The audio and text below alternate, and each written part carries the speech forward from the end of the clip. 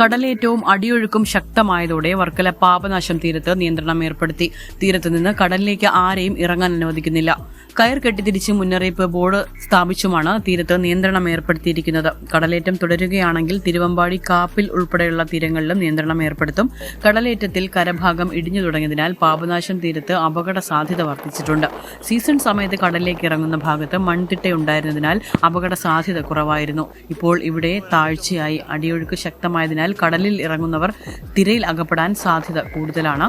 വിനോദസഞ്ചാര സീസണിന്റെ അവസാന സമയത്തും മറ്റ് സംസ്ഥാനങ്ങളിൽ നിന്നുമുള്ള നൂറുകണക്കിന് സഞ്ചാരികൾ അവധി ദിവസങ്ങളിൽ വർക്കലയിലെ തീരങ്ങളിലെത്തുന്നുണ്ട്. കടലിന്റെ സ്വഭാവം അറിയാതെയും മുന്നറിയിപ്പുകൾ അവഗണിച്ചും പാപനാശത്ത് കുളിക്കാൻ ഇറങ്ങുന്നവർ അപകടത്തിൽപ്പെടുന്നത് പതിവാണ്.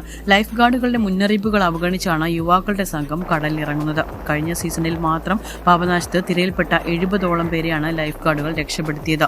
ഇപ്പം നമ്മളെ ഈ ടൂറിസ്റ്റ് പ്ലേസിൽ എന്ന് വെച്ച് കഴിഞ്ഞാൽ ഇപ്പം കടല് നല്ല ഏറ്റവും സമയമാണ്. കാരണം വെച്ച് കഴിഞ്ഞാൽ ഇപ്പോൾ ഓഫ് സീസണാണ്.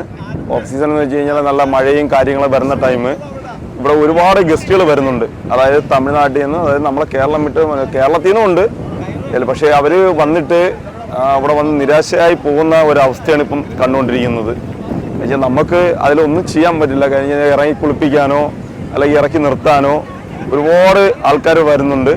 കാരണം നമ്മൾ പിന്നെ ഇവിടെ ഒരുപാട് നമ്മളിപ്പം ഈ കയറായി കെട്ടി റോപ്പെല്ലാം കെട്ടി നിയന്ത്രിച്ച് നിർത്തിയേക്കുന്ന ടൈമാണിപ്പം. ഒരു 3-4 മാസം ഇങ്ങനെ ആയിരിക്കും നമുക്കിപ്പം ഈ വരുന്ന അവസ്ഥ. ഒരുപാട് പേര് വന്നിട്ട് ഈ റോപ്പിനപ്പുറത്ത് നിന്ന് പിന്നെ ഇതിൽ ഇറങ്ങി കുളിക്കാൻ ചോദിക്കുന്നവരുണ്ട്. പക്ഷേ അവർ നമ്മൾ കാര്യം പറഞ്ഞ് മനസ്സിലാക്കി നമ്മളവരെ തിരിച്ചയക്കുന്നതാണ് നമ്മളെ രീതി. അപകട സാധ്യതയും സഞ്ചാരികളുടെ എണ്ണം വർദ്ധിച്ചതും നിയന്ത്രണത്തിന് കാരണമായി. ബലിതർപ്പണത്തിനെത്തുന്നവരെ മാത്രമാണ് ലൈഫ് ഗാർഡുകളുടെ സംരക്ഷണത്തിൽ ഇപ്പോൾ പാപനാശത്ത് കടലിലിറങ്ങാൻ അനുവദിക്കുന്നത്. വിസ്മയ ന്യൂസ്, വർക്കല.